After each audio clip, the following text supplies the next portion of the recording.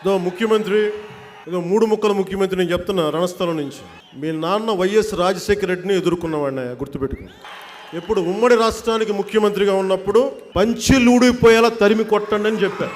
దేనికో చెప్తా మాట, సరదాగా చెప్పలా.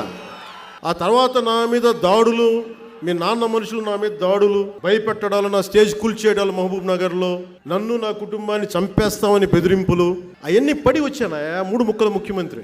నేను వీడికి భయపడి, నేను గుర్తుపెట్టుకోండి.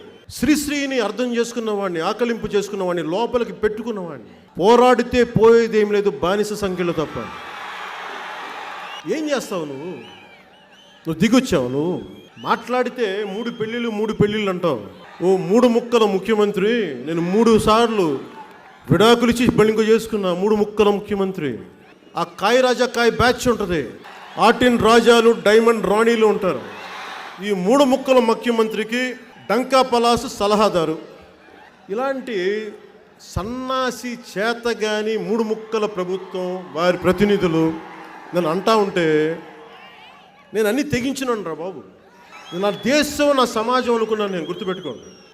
నేను చాలా సున్నితమైన వ్యక్తి అనుకుంటున్నాను. నేను సున్నితం కనిపించచ్చేమో, సన్నగా పల్చగా, నాకు తెలియదు. నాకు అస్సలు అలాంటి భయాలు లేవు. నాకు చాలా చిన్న వయసులో తీవ్రవాద ఉద్యమాల వైపు వెళ్తేనే న్యాయం జరుగుద్ది అని చెప్పి దాని మీద మదనం చేసి ఎళ్లకుండా ఆగిపోయిన వాడిని. నా తెగింపు అప్పుడు ఎలా ఉంది, ఇప్పటికీ అదే ఉంది, మర్చిపోకండి.